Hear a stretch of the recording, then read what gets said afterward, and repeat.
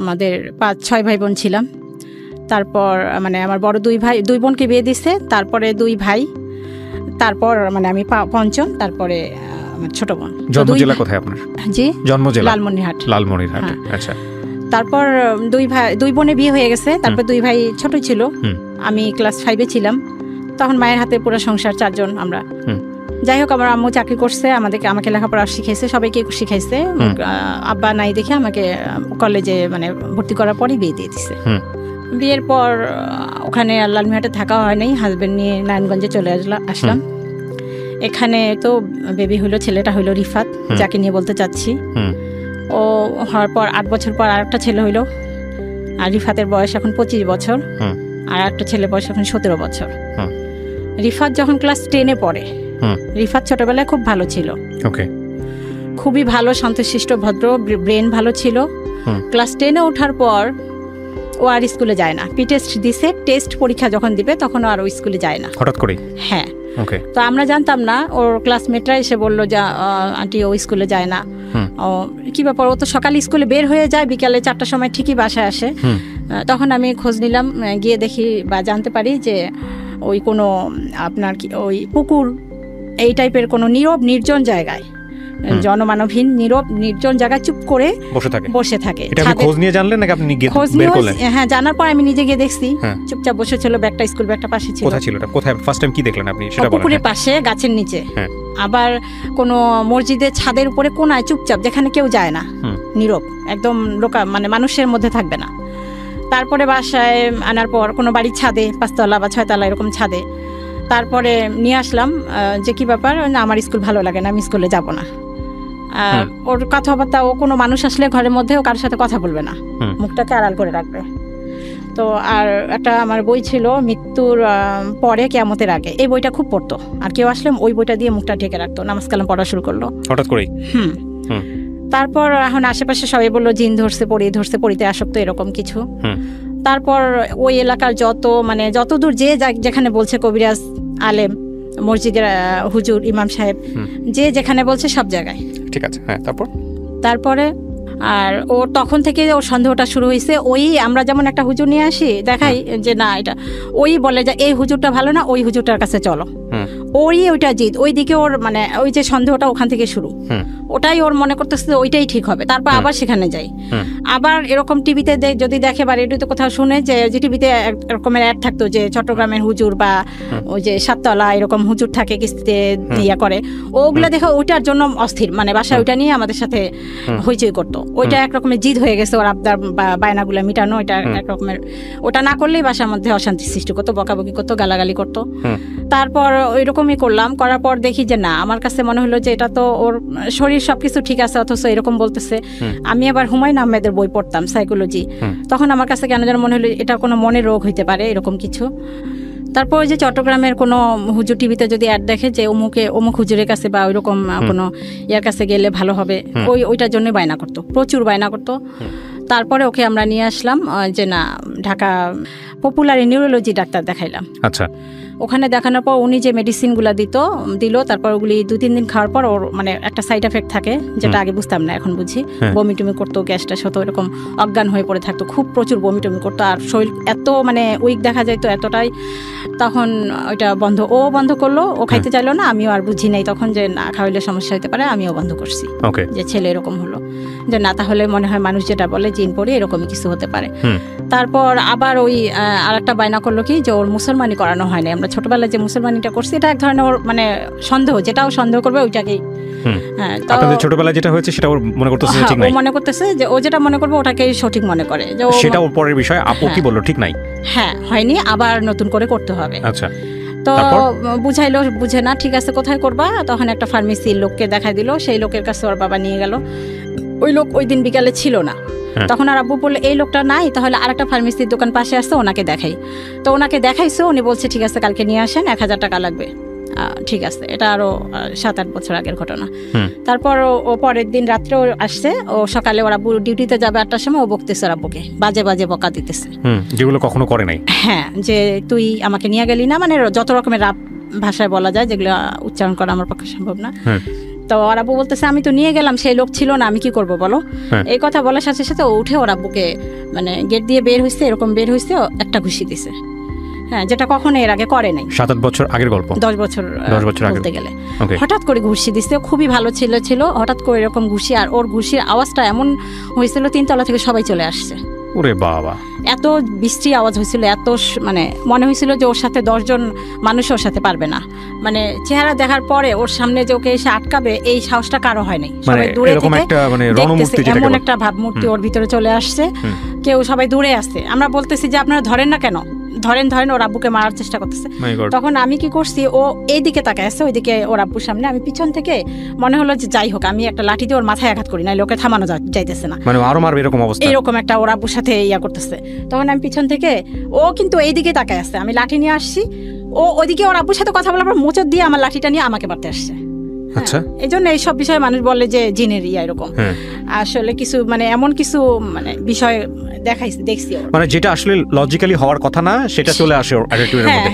আজকের এই গল্পটা খুব সেন্সিটিভ একটা গল্প, একটু মনোযোগ দিয়ে শুনবেন শেষ পর্যন্ত, কারণ উনি যেই বিষয়টা নিয়ে এখানে কথা বলছেন উনি সাফারার এবং ওখান থেকে ওভারকাম করেছেন।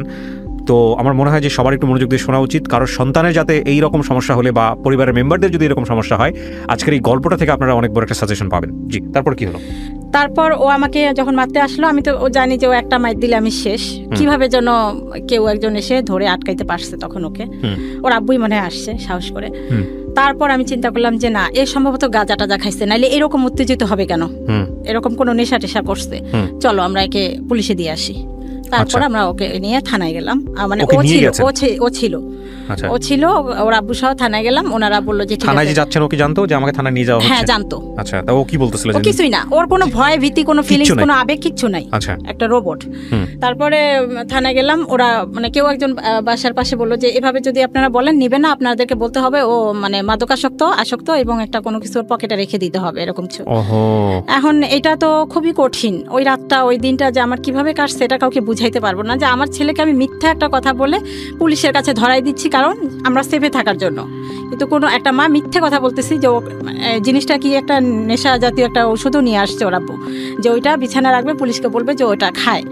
সেই রাতটা অনেক কষ্টেই গেছে। যাই হোক, তারপর ছেলেকে ভালো খাওয়াইছি, কালকে ছেলেকে নিয়ে যাবে পুলিশ এসে। তারপর পুলিশ আসলো, তো আল্লাহ পাকের অশেষ রহমতে পুলিশটা সম্মত খুব ভালো লোক ছিল।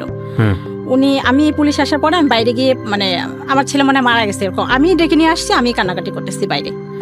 তো পুলিশ এটা শুনছে হয়তো বা, তখন ওর মাকে ডেকে নিয়ে আসেন, আমাকে নিয়ে আসছে। কি ব্যাপার, আপনি নিজে গেলেন আবার আপনি কান্নাকাটি করতেছেন? তখন আমি বলে ফেলছি যে স্যার ওর তো এটা জানি না। তখন উনি বললো যে এরকম তো মানসিক সমস্যা, এটা হইতে পারে, আপনারা ডাক্তার দেখান। উনি আমাদেরকে পাঠাই দিল, মানে উনি নিল না, অ্যারেস্ট করলো না। উনি নিজে ওই মুহূর্তে আমার ছেলেকে বললো যে আপনি নিয়ে যান হাসপাতালে। তখন আমি পিজি হাসপাতালে নিয়ে আসলাম। পিজি হাসপাতালে নিয়ে আসার পর ওখানে ওরা ভর্তি করতে বললো। এর আগ পর্যন্ত ডাক্তার কবিরাজ সমস্ত, এর আগ পর্যন্ত শুধু কবিরাজের কাছে, শুধু নিউরোলজি ডাক্তার দেখাইছে। তখন ওইটা অনেক আগে, তারও 1-1.5 বছর আগে। তারপরে মেডিকেলে নিয়ে আসলাম। মেডিকেলে নিয়ে আসার পর ওখানে ওরা 10 দিনের জন্য ভর্তি রাখলো, এবং ডাক্তার আমাকে তখন ওরা জানাইলো যে আপনার ছেলের একটা রোগ, এই রোগের নাম সিজোফ্রেনিয়া, মানসিক রোগ, প্যারানয়েড সিজোফ্রেনিয়া। কত বছর আগে এটা জানলেন?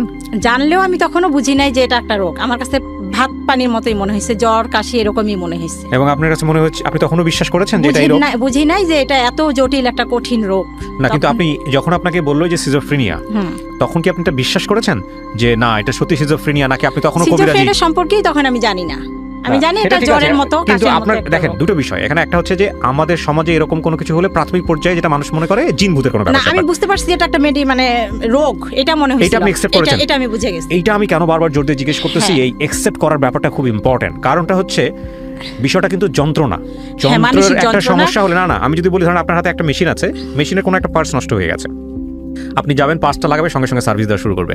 মানুষের কিন্তু এরকম না। মানুষের যদি জ্বরও হয় সারতে অ্যাটলিস্ট 3 দিন সময় লাগে। আর মানুষের মধ্যে যখন অস্থিরতা কাজ করে তখন কিন্তু মানুষ একটা পথ্য বেছে নেয় না, বিভিন্ন রকম। কেউ যদি বলে ডাক্তার, কেউ বলে সেখানে মনে হয় যে গেলে ভালো হবে। আর আমাদের সমাজে সাধারণত এই ধরনের প্রবলেম বৈজ্ঞানিকভাবে সমাধান করতে চায় না কেউ, জিনভূত মনে করে ওইখানেই পড়ে থাকে। এই জন্যই আমি আপনাকে জিজ্ঞেস করছিলাম যে আপনি মেডিকেল সায়েন্সটা অ্যাকসেপ্ট করেছেন কিনা। এটা আমি প্রথমেই অ্যাকসেপ্ট করছি। ওকে, তারপর যেহেতু আমি ওই যে হুমায়ুন আহমেদের বইগুলো পড়তাম সাইকোলজিক্যাল, প্রথমেই আমি করছি। কিন্তু শুধুমাত্র আমি করলে হবে না, আমার পরিবার ওরা কোনোভাবেই অ্যাকসেপ্ট করেনি। এ পর্যন্ত, এখন পর্যন্ত বলতে গেলে অনেকেই করে নাই। আমার আশেপাশের লোক করে নাই। ওদের কথা অনুযায়ী তখন বলবো কেমন মা, আমরা বলতেছি অমুকের কাছে নিতে, তমুকের কাছে নিতে, এখনো নিচ্ছে না। তখন থেকে আমি আসি যে সাইকোলজি কোনো ডাক্তার যদি দেখি আমি তাহলে দেখাবো। তো যাই হোক, পুলিশকে আবার আমি এখানে একটা কথা আড়াল করতে মানে ভুলে গেছিলাম। পুলিশকে আমি পাশে বারান্দা দিয়ে চুপ করে ডেকে বলছিলাম যে স্যার ওর না এরকম না, ওর মানসিক রোগ আছে। ওর আব্বুর আড়ালে, ওর আব্বু তো ওইটাই চাচ্ছে যে ওকে দিবে, হ্যাঁ দিবে। ওর আব্বু বুঝে না, এখনো বুঝে না, কিন্তু আমি যেহেতু বুঝি আমি ওনাকে চুপ করে জানলা দিয়ে ডেকে বলছিলাম। ওর আব্বু ঘরে ছিল। তখন উনি বল ঠিক আছে আপনি ভিতরে আসেন। আসার পরে উনি তারপরে এই যে পাঠাইলো ওর আব্বুর কাছে বলে। খাওয়া দাওয়া ঘুম এগুলোর মধ্যে কোনো দেখছিলেন ওই সময়টাতে? ঘুম ছিল না, ওই সময়টাতে ঘুমাইতো না, কোনো ঘুম ছিল না। সারা রাত বাইরে যাইতো, ছাদের উপরে চুপ করে বসে থাকতো। আপনার পুকুরে মানে একটা বিল্ডিং এর পিছনে যে নোংরা জায়গাগুলো থাকে, আবর্জনা, মানুষ লোকে ইয়া করে ত্যাগ করে, ওই রকম জঘন্য জায়গার মধ্যে এভাবে হেলান দিয়ে এভাবে পড়ে থাকতো। রোদ আসতো, বৃষ্টি হয়তো মানে কোনো অনুভূতি ছিল না ওর ভিতরে যে এখন রোদ হচ্ছে, বা সারাদিন না খাইতো না, এরকম করতো। এরকম একটা অবস্থা। জিজ্ঞেস করেছিলেন যে তুমি কোনো ধরনের কোনো মেয়ের প্রেমে পড়েছো কিনা? সে এরকম কিছুই না। জিজ্ঞেস করেছিলেন আপনারা? হ্যাঁ, বহুবার। আচ্ছা, এরকম কোনো কিছু না। আর এগুলা দেখলে ওইগুলা হলে তো আমি বুঝতামই, তখন তো ফোন টোন ছিল না। তারপরে ডাক্তারের কাছে নিয়ে আসার পর ডাক্তার আমাকে বললো, তখনও বুঝছি যে একটা মানসিক রোগ, এটা সেরে যাবে, কিন্তু এটা যে সিজোফ্রেনিয়া জটিল এটাও বুঝি নাই। তখনও বুঝছি যে ঠিক আছে এটা মানসিক রোগ। তো আনার পর ভালো হইলো, অনেকদিন ভালো থাকলো। তখন বললো যে আমি আর স্কুলে পড়বো না, আমি চাকরি করবো। উনি বলতেছিলেন? ও বলতেছে যে আমি চাকরি করবো। আচ্ছা, ঠিক আছে চাকরি করো। চাকরিতে জয়েন করার 3-4 মাস পর ওখানেও আবার। কোথায় জয়েন করলো? ওই আমাদের নারায়ণগঞ্জেই। আচ্ছা, একটা গার্মেন্টসে চাকরি করলো। ওখানে 2-3 মাস করলো। করার পর ওখানে আবার ওর ভিতরে যে ও চাপ নিতে পারে না, এটা আমি তখনও বুঝতে পারিনি। কোনো চাপ নিতে চায় না বা চাপ নিতে পারে না, সেই ধৈর্যটা ওর নাই। তখন ও ওখানে চোখ বড় বড় করে আর ছাদের উপরে উঠে, এই সূর্য থাম, এই সূর্য তুই ওঠ, আর তো এই দেখ আমি সূর্যকে খাচ্ছি, আমি সূর্যকে এখন গিলে খাবো, এরকম কথা বলতো। ওই যারা ওর অন্য স্টাফ ছিল ওগুলো দেখে মালিকের কাছে বলার পর ওকে না করে দেয় যে এই ধরনের কেন কথা বলে। হ্যাঁ, আর ওই পিএম বা যারা উপরে আছে, আপনাকে তো আমি চিনি, আপনি হযরত মুহাম্মদ সাল্লাল্লাহু আলাইহি ওয়াসাল্লাম আমলের সেই লোক, আপনি তো আবু বকর, হ্যাঁ আসসালামু আলাইকুম বলে পায়ের মধ্যে লুটায় সালাম করতো, এরকম করতো। আর বাসায় যখন নিয়ে আসলাম রাত্রেবেলা, পাগল যেটাকে বলে, মানে পাগলই রাস্তার মধ্যে যেরকম উস্কো খুস্কো ওই রকম একটা চাদর হেসরাইতে যাইতো। আর কি ব্যাপার বাবা, তোমার চাদরটা তুমি সারা রাস্তায় ঝাড়ু দিতে নিয়ে আসতেছো, এরকম ময়লা হইতেছে, এগুলি পবিত্র মাটি, এগুলি পবিত্র ধুলা, এই জন্য আমি এগুলোর সঙ্গে নিয়ে আসতেছি। এরকম তুমি কে, তোমাকে তো আমি চিনতেছি না, তুই কে রে? ওর ভাইকে বলতেছে, ওর বাবাকে বলতেছে তুই কে, আমাকে বলতেছে তো ও তোমাকে আমি চিনতে পারতেছি, তুমি আমাকে জন্ম দিছিলা, এই জন্য তুমি সেই হিসাবে তুমি আমার মা, তুমি আমাকে এই পৃথিবী জন্ম না, তুমি আমাকে এই পৃথিবীতে আনছো, এই জন্য তুমি আমার মা, তা তোমাকে আমি ছাড়বো না, চিন্তা করো না, তোমাকে আমি জান্নাতে নিব। ও নিজেকে খুব মানে বিরাট বুজুর্গ বা পীর এরকম কিছু একটা ভাবতো। দেখেন এরকম কথাবার্তা বললে তো মানুষ এমনিতেই মনে করবে যে ওর সাথে জিন আছে। হ্যাঁ, তারপরে আমরা রান্নাঘরে কাজ করতেছি, ও কেউ গেল এমন ভাবে আসসালামু আলাইকুম বলে, মানে জিনেরই কণ্ঠ, এমন একটা মোটা কণ্ঠ, এরকম ভয়ঙ্কর কণ্ঠ শুনে যারা পাশাপাশি আরো থাকি তারা সবাই চলে আসে। সবার জীবনটা অতিষ্ঠ হয়ে গেল না ভিতরে, খুব ভয়ে থাকা, তটস্থ থাকা। আপনাদের ফ্যামিলি মেম্বারদের কি অবস্থা ছিল এই সময়? ফ্যামিলি মেম্বার বলতে আমি তো অল টাইম ওর সাথে, ওর আব্বু তো সকালে যায়, রাত্রে আসে 11টা। আর ভাই বোন, বাকি ভাই বোনগুলো? ছোট ছেলেটা তখন স্কুলে পড়তো, এই যে এইটা, ওর বাইরের দিকে অত ইয়া নাই। তারপরে এরকম করলো, তারপরে চাকরি চলে গেল, নারায়ণগঞ্জে চাকরি চলে গেল। তারপর আরেকটা কোথায় যেন নিজেই ঢুকলো। ঢুকার পর বললো, তুমি আমাকে বিষ খায় মারতে চাও, ভাতের সাথে বিষ দিছো বা শরবতের সাথে পানির সাথে, এরকম করছিলেন নাকি? এরকম তোমাদের ওইটা তখন করি নাই। বাট আপনি জীবনে এরকম একটা স্টেপে গেছিলেন? এখন করতেছি, ওইটা তখন করি নাই, এখন বলবো এটা পরে। তো ভাতের সাথে পানির সাথে বিষ মিশাইতেছো, ওষুধ মিশাইতেছো, এগুলা তোমার কাছে আমরা থাকবো না, আমি থাকবো না। 1 মাস পরে যখন বেতন পাবে, ওই তার আগের দিন বলতেছে 6 তারিখে বেতন পাবে, 5 তারিখে আমি তোমাদের সাথে থাকবো না, আমি অন্য একটা মহিলার বাসায় ঠিক করছি, ওখানে থাকবো, ওখানে খাবো। তোমরা আমাকে ভাতের সাথে ওষুধ মিশায় মারতে চাইতেছো, তুমি আমার ক্ষতি করতে চাইতেছো। ভাতের সাথে কি ওষুধ মেশাতেন ওই সময়টাতে? মেডিসিন দিতেন? তখন মিশাইতাম না। আচ্ছা, তখন ওগুলা বুঝতাম না। আচ্ছা, তো আমাকে ক্ষতি করতে চাইতেছো, আমাকে পানি পড়া খাওয়াইছো, ওই যে কবিরাজ এসব পানি পড়া খাওয়া। আমরা তখন বলতাম, তোর বাবার কোনো সম্পত্তি আছে নাকি, বা তোর তো কোনো সম্পত্তি নাই, যদি সেই সম্পত্তি থাকতো সেই জন্য আমি হয়তো বা করতাম, কোন কারণে করবো বাবা তুমি বলো, বোঝানোর চেষ্টা করতাম। ও কোনো কাউন্সিলিং এর কাজ হতো না। সত্যি যেদিন বেতন পাইছে সেই দিন রাত্রে আর বাসায় আসে নাই। তো সারা রাত তো টেনশনে, আমরা খুঁজে কোথাও পাই না, কোথায় গেল। তো ভাবলাম যে যেহেতু বেতন পাইছে কালকে অবশ্যই চাকরিতে যাবে, চাকরির স্থলে গেলাম। গার্মেন্টসে কাজ করতো? গার্মেন্টসে চলে গেলাম। গার্মেন্টসে আমি গেলাম, গেটের দারোয়ানের সাথে অনুরোধ করে বললাম যে ও আসবে, আমাকে একটু এখানে বসতে দেন। ওনারা আমাকে বসতে বললো। তারপর ছেলে আসলো, আর আমি ওর আব্বুকে জানা রাখলাম তুমি কিছু লোকজন নিয়ে আসবা, ওকে ধরে নিয়ে বাসা যাইতে হবে। তারপর যে ওর আব্বু লোকজন নিয়ে ওকে ধরে নিয়ে বাসায় আসলো। বাসায় আসার পর ওই যে টাকাটা নিয়ে নিলাম আমরা, কারণ টাকাটা থাকলেই তো আরো এদিক ওদিক গিয়ে নষ্ট করবে। নিয়ে নিলাম, সেইটাই হচ্ছে বড় অপরাধ। কেন টাকা নিলাম? ওই 6,000 না, ওর কাছে 6 লাখ টাকা। ওটা এখনো বলে কেন টাকা নিচ্ছ। আচ্ছা। তো সেই জন্য 2-3 দিন পর এলাকার একটা গুন্ডা টাইপের কবির নামে এক লোক, আমার নামটা ঠিক মনে নেই, কবির নামটাই দিলাম। তো ওটাকে গুন্ডাই বলে এলাকার মধ্যে সবাই। ওনার কাছে গিয়ে বিচার দিচ্ছে যে অমুক, আমার হাজবেন্ডের নাম, ওর আব্বুর নাম এবং আমার নাম ধরে বলছে যে ওরা আমার টাকা নিচ্ছে। আচ্ছা। তখন ওরা কারা, ওদেরকে তুমি কিভাবে চেনো? ওদের বাসায় আমি থাকি। তারপরে সেই লোক ওর আব্বুকে ডাক দিচ্ছে। ওই লোক যেই জায়গায় থাকতো একটা মাঠের উপর 3 তলা একটা ছাদের উপরে, আমরা যেটা এলাকায় শুনতাম যে উনি গাঁজা টাজা মদ এই টাইপের কিছু খায়, এবং ওই মাঠ দিয়ে যদি মানে এলাকার মানুষের ভাষা অনুযায়ী যেটা শুনতাম যে কোনো মেয়ে ওই রাস্তা দিয়ে গেলে উনি তাকে ধরে, বা কোনো মানে কোনো লোক মোবাইল টোবাইল নিয়ে গেলে ছিনতাই করে, এই টাইপের কিছু শুনতাম। ওই লোক ওর আব্বুকে ডাক দিল রাত্রে 11টার সময় যে আমার এখানে আসো। ওই 3 তলা, ওই নির্জন মাঠের এক কোনো ওই বিল্ডিংটা, ওখানে 3 তলা ওর আব্বুকে নিয়ে গেছে। যে তুই এই ছেলে টাকা নিছিস কেন, এরকম একটা ধমক দিছে, মারবে এরকম কিছু। তোর আব্বু বলে তো আমার ছেলে টাকা আমি নেবো না, আর ওর একটু সমস্যা আছে, এখন ওকে টাকা দিলেও থাকবে না বা চলে যাবে, কোনো একটা নষ্ট করবে বা গাঁজা টাজা কিছু খাইতে পারে। তখন আমাদের ধারণা ছিল গাঁজা টাজা কিছু খায় এরকম কিছু, তো এই জন্য আমাদের সাথে রাফ বিহেভ করে এরকম কিছু। তারপরে সেই লোক বললো তোমার ছেলে কি প্রমাণ আছে, এখন আপনি বলেন যে। তারপরে উনি বললো যে ওর মার কাছে যান। তখন উনি বললো যে ঠিক আছে আমি আসতেছি, পরের দিন আপনারা যান। তারপরে উনি পরের দিন আমার কাছে আসলো। আচ্ছা। সেই লোক আসার পর তখন আমাকে দেখার পর ছেলের কাছে পরে আমার সাথে কথা বললো। কথা বলার পরে চলে যাওয়ার পরে আশেপাশে আরো 2-1 জন। আমি এখন ওনাকে কিভাবে প্রমাণ দিব যে এটা আমার ছেলে? কেন আপনাদের কোনো ফ্যামিলি ছবি নাই ওই এলাকায়? আমি ছেলেকে 10 বছর প্রমাণ করার কি আছে? আশেপাশে লোকজনকে জিজ্ঞেস করলি? হ্যাঁ, ওই ছেলে তো ওইখানে জন্ম হয় নাই। আচ্ছা। জন্ম হয়েছে চৌধুরী বাড়ি, আমি থাকি নারায়ণগঞ্জ। আচ্ছা। চিটাগাং রোড চৌধুরী বাড়ি ওদিকে। ওকে। আর ওখানে ওকে নিয়ে গেছি 10 বছর বয়সে। সেই বয়স থেকে যারা চিনে তারাই। আমাকে আমার ছেলের পরিচয় দেওয়ার জন্য আরেকজন লোকের কাছে পরিচয় দেওয়ার প্রমাণ দিতে হবে, এমন একটা কঠিন সিচুয়েশন। তখন আমি বললাম যে আমি ওদেরকে ছোটবেলায় নিয়ে আসছি, অমুকের কাছে গিয়ে আপনি জিজ্ঞাসা করেন। উনি জিজ্ঞাসা করছে। এরপর ছেলে প্রতিদিন ওই লোকের কাছেই যায়। আচ্ছা। সারাদিন থাকে না, রাত্রে থাকে না। ওর আব্বু আর আম্মু সারা রাত খুঁজি।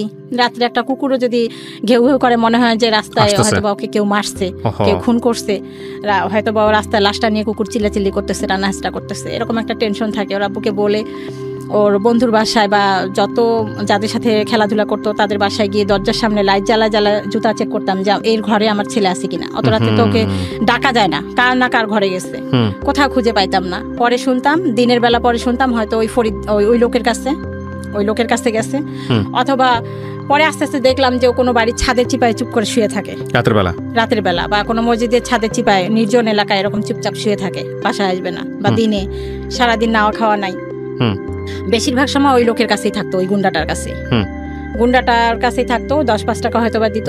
আমার রাত্রে দিলে তো একটা বিশাল টেনশন তখন, যে এই লোক না জানি আমার ছেলের হাতে ছুরি ঢুকায় ধরাই দিয়ে বলে যে ওই লোকটাকে খুন করে আয়, বা মোবাইলটা চুরি করে নিয়ে, এরকম কোনো অন্যায় কোনো কাজে নাকি ওকে জড়িত করে, নাকি ওকে কিছু খাওয়ায়, এরকম একটা বিশাল টেনশন। কিভাবে এই লোকের কাছে আমি আমার ছেলেকে উদ্ধার করব? তারপর ছেলেকে উদ্ধার করার জন্য ওই লোকের কাছে ফোন দেই। তখন ওই লোক আমাকে এরকম একটা কথা বলে, মানে কথার ইয়াতে বোঝা যায় যে ওনাকে আমার মানে ওনার ইচ্ছা পূরণ করতে হবে, এরকম কিছু একটা। এই ছেলের জন্য ছেলে ওখানে পাশে ছিল সম্ভবত, কথাগুলা শুনছে।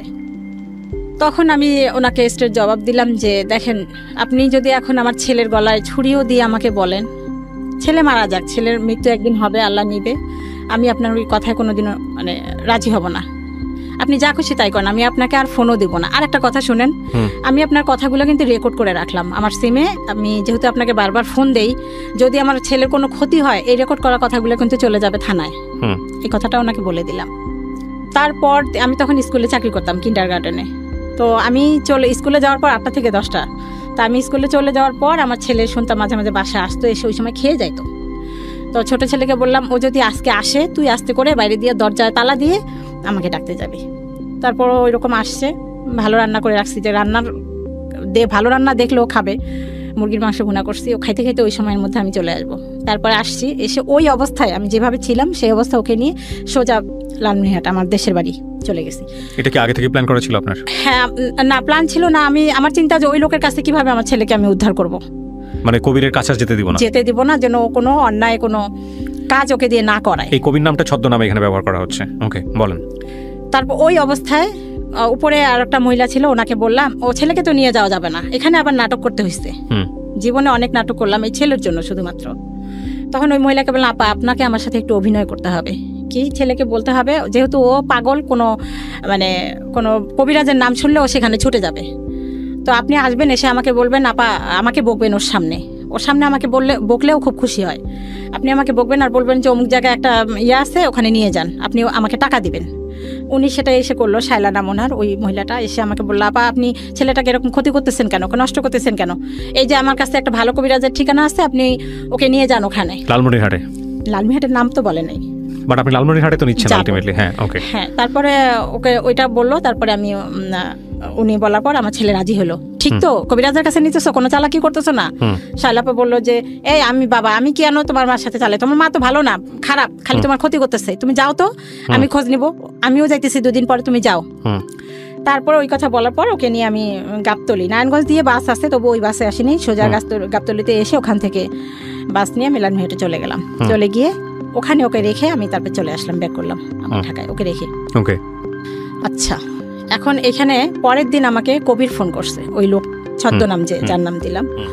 হ্যাঁ, আপনার ছেলে কি অবস্থা, এখন যে ফোন দেন না, আপনার ছেলে যে খোঁজ খবর নেন না। তা বললাম না, আপনি তো, উনি এখন এটা জানে না যে আমার ছেলেকে আমি রেখে আসছি, আমার ছেলের খবর নেওয়ার জন্য উনি আমাকে হিসাবে ব্যবহার করছে। তখন আমি বলছি যে আপনি যা খুশি তাই করেন, আমার ছেলেকে আমি আনতে যাব না। তো উনি পায় নাই আমার কাছে, আমি ছেলে আসা ছেড়ে দিয়েছি। ওইরকম ছেলে আমার দরকার নেই যে আপনার মতো একটা গুন্ডার কাছে গিয়ে থাকতে পারে, আর আপনার মতো গুন্ডা এই ধরনের কথা আমাকে বলতে পারেন। আমি ছেলেকে ছেড়ে দিয়েছি, আপনি যা খুশি তাই করেন। তারপরে অনেকদিন পর, কয়েক মাস পর আমার ছেলেকে নিয়ে আসা হইলো ওইখানে। কার কাছে ছিল? লালমনিরহাটে আমার মায়ের কাছে ছিল। ওর কি ধরে বেঁধে রাখতে হইতো? তখন কোনো মাঝে মাঝে ও ভালো হয়ে যাইতো, অটোমেটিক ভালো হয়ে যাইতো, মাঝে মাঝে খুব নরমাল আচরণ করতো। মা আর একটা বিষয়, ও বাইরের কারোর সাথে কোনো খারাপ কখনো এই পর্যন্ত করেনি। ইন্টারেস্টিং। তারপর হ্যাঁ, অন্যান্য এই সিজোফ্রেনিয়া অন্যান্যরা করে, কিন্তু এর বেলায় সেই জিনিসটা এখন যায় নাই। তারপরে ওখানে মার কাছে রাখার পর মা মনে হয় কবিরাজ দেখাইলো। দেখার পর ওখানে কবিরাজ বলছে ওর সাথে 3টা শয়তান আছে, একটা ভালো শয়তান, একটা খারাপ শয়তান, এরকম নানান কিছু। তারপরে আসলো বাসায়, কিছুদিন ভালো ছিল।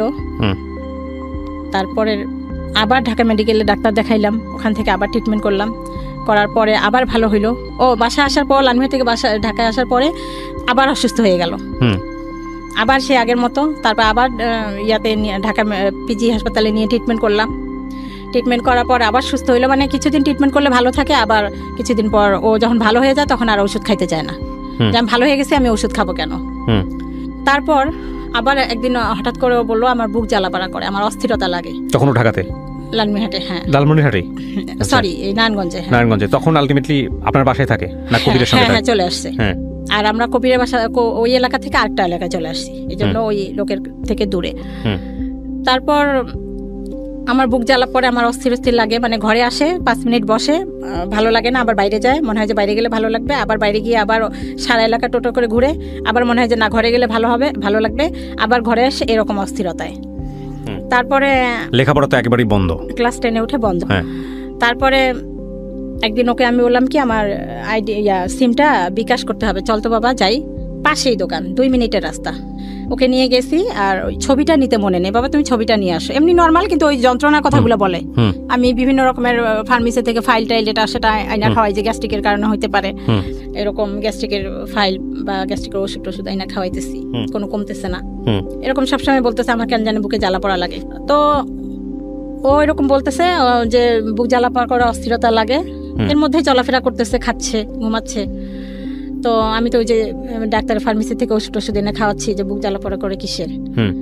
তারপরে একবার হাসপাতালেও নিয়ে গেলাম ডাক্তারের কাছে, যে এটা ফিজিক্যালি কোনো সমস্যা হতে পারে, সেখান থেকেও গ্যাস্ট্রিক ওষুধ দিল, পেট ব্যথার ওষুধ দিল, কিছু হচ্ছে না। ওই নর্মালভাবেই চলাফেরা করে, কিন্তু ওই কথাগুলো বলে আমার ভালো লাগে না, অস্থির লাগে, আমার কেমন জানি লাগে, অস্থির। তারপরে আমি ওকে নিয়ে যখন সিমের দোকানে গেলাম, ও বললো যে ছবি লাগবে, ছবি নিতে বাসায় আসছে। আসার পরে ও গোসল করেই 3 তলায় ছাদের উপর উঠে লাফ দিছে সুইসাইড করার জন্য। লাফ দিয়ে দিয়েছে? বুঝলেন কিভাবে আপনারা? আমি তো দোকানে, আশেপাশের লোকেরা বুঝছে, তারা চলে আসছে, আর আমি দেখলাম যে ছেলে এখন আসতেছে না কেন। তখন আমি বাসায় আসার জন্য পা বাড়াইছি। তারপর তখন কেউ একজন ছুটে গিয়ে আমাকে রাস্তাতেই বললো যে ও 3 তলা থেকে লাফ দিছে। 3 তলা থেকে লাফ দেওয়া কত কিছু হইতে পারে। এক্স্যাক্টলি। আপনি কি করলেন? আমি গিয়ে আর কোনো সুযোগ খবরটা পাওয়ার পরে আপনি কি দেখলেন? আপনি কি করছেন? আপনার চোখে কি দেখছেন ওটা বলেন। আমি গিয়ে দেখি ওকে লোকজন ধরে তুলছে, ও এইভাবে দাঁড়ানো আছে, ওর এই থুতনিটা ফেটে গেছে, রক্ত। তখন আমি কান্না করি নাই, যে আমি যদি এখন কান্না করি আমার ছেলে এখন কেউ নাই, কে যাবে, কে ট্রিটমেন্ট করবে। আমি কান্নাটা কেমন যেন আল্লাহ পাকে আমার ভিতরে মানে একটা শক্তি বা সাহস দিচ্ছে। দেখি কেউ একজন বেবি ট্যাক্সি নিয়ে আসছে, আমি ওকে সহ উঠলাম। আমার সাথে যাওয়ার মতো কেউ ছিল না ওই সময়। রুমে সম্ভবত 3000 টাকা ছিল, ওইটা নিয়ে পপুলারে চলে গেলাম। ওখানে গিয়ে কান্নাকাটি করতেছি, স্যারের পাও ধরতেছি যে স্যার কিছু একটা করেন, দেখেন কি হয়েছে, কত দূর, কতটুকু কি হয়েছে, এটা আমাকে বলেন। ওনারা সবকিছু পরীক্ষা করলো, একদম আল্ট্রাসাউন্ড, এক্সরে, পায়ে x-ray, total body check up করার পর বললো যে ওর পাটা গেছে। পা গেছে? পায়ে কি হয়েছে? পা ভেঙে গেছে, পায়ে হাঁটুর উপর থেকে আপনার ওটাকে কি বলে, হিপ পর্যন্ত এই জায়গাটা ভেঙে গেছে, ভেঙে এরকম ছুরির মতো হাঁটুটা এরকম হয়ে গেছে। আচ্ছা। উনি বললো 1 লাখ বা তার উপরে লাগবে অপারেশন করতে। তখন আমার কাছে 1 টাকাও নাই, আর 3000 টাকা পরীক্ষাতেই লেগে গেছে। তারপরেও ওকে আমি নিঃশ্বাস বন্ধ করে যে না, একটা সিএনজি, তখন অতক্ষণে ওর আব্বু চলে আসছে, ওকে নিয়ে বললো তাহলে আপনারা যদি টাকা নাই তাহলে পঙ্গুতে নিয়ে যান। পঙ্গুতে আসলাম। পঙ্গুতে আসার 1 মাস, এটা যেটা বলতে চাচ্ছিলাম, যেহেতু সময় নাই, পা ভেঙে গেছে, ওর সেই ফিলিংসটা তখন নাই। ও একটা মানসিক রোগী, ওর সেই যন্ত্রণাটা নাই। ওর পা ভেঙে গেছে, ওকে পায়ের এইখানে রড দিয়ে এখানে বের করে এরকম একটা রড দেওয়া হয়েছে। সেই রড দিয়ে আমি যদি টয়লেটে যাইতাম, এসে দেখতাম ও ফ্লোরের মধ্যে হাঁটাহাঁটি করতো।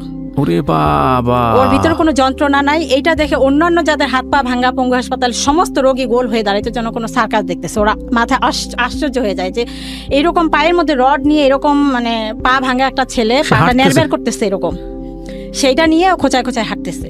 ও মাই গড! মানে ওর ওইটার কোনো যন্ত্রণা নাই। আচ্ছা, ডাক্তার যখন আপনাদেরকে বলে দিল দিস ইজ প্যারানয়েড সিজোফ্রেনিয়া, তখন বুঝি নাই আমি। এরপরে ট্রিটমেন্ট ওনার তত্ত্বাবধানে ট্রিটমেন্ট করেন নাই আপনারা, নাকি বলা শুনেই শেষ? না, ট্রিটমেন্ট করছি। ওই যে এই রোগ তো কিছুদিন আমারছে, শুধু জাঙ্গিয়া পড়ে। আর আমরা তো ওইবার নতুন বাসায় গেছি, তো এলাকার সবাই কোন বাসায় গেল খোঁজ পায় না। তারপরে কোনোভাবে কেউ আমার নাম্বার দিছে, ফোন দিছে যে আপনার ছেলেকে এসে দেখে যান। এসে দেখি ওরকম সব মানুষ জড়সড় হয়ে দেখতেছে, ভিডিও করতেছে, কেউ কেউ মজা নিতেছে। আর ওর পাশে কেউ যাওয়ার সাহস নাই, সবাই ভয় পায় দূর থেকে। ধরতে পারবে কি, ধরার মানে সবাই ওকে ভয় পায়, কিভাবে ওকে ধরবে, কিভাবে আমার কাছে নেবে। ওর আব্বু আর আমি অনেক কষ্ট করে বাসায় নিয়ে গেলাম। নিয়ে যাওয়ার পর তখনও বুঝে নেয় ও কোন ইয়াতে গেছে, কেন এটা হলে এখনও বুঝি, আজও জানি না। বাসায় নেওয়ার পর ও যখন রাত্রে বিছানা থেকে নেমে টয়লেটে যাবে, ও যেভাবে পাটা দেওয়া দরকার অন্যভাবে পাটা দিয়ে ধাম করে ওয়াল শোকেসের উপর পড়ে ওয়াল শোকেসের গ্লাসগুলো ভাঙলো। ইচ্ছা করে ভাঙে না, কিন্তু পড়ে গেছে, অ্যাবনর্মাল, ওর শরীর একদম লুজ হয়ে গেছে। আবার আমরা ধরতে যাই, শুধু এইটুকু মনে আছে আমাদেরকে এইভাবে বলতেছে, সর, মানে আওয়াজও বেশি একটা না, মুখ জড়ায় জড়ায় কথা বলতেছে। আবার ও অন্যদিকে হাঁটতেছে, যেদিকে বাথরুম সেদিকে না গিয়ে অন্যদিকে হাঁটতেছে, সেখানে পড়ে যাচ্ছে, ড্রেসিং টেবিলে পড়ে ড্রেসিং এর গ্লাসগুলো ভেঙে ফেললো।